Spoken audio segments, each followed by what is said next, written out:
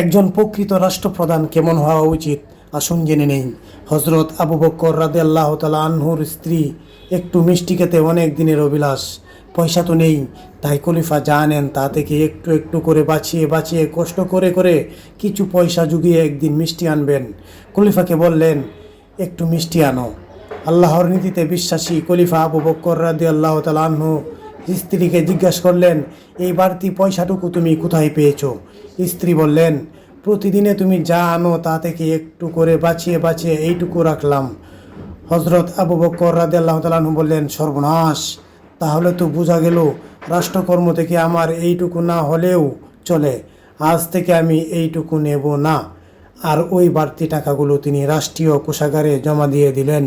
রাজনীতি যদি আল্লাহর জন্য হয়, রাজনীতিকরা কেমন হয়, রাষ্ট্রপতি কেমন হয়, এই ঘটনা হলো সেটার একটা নমুনা।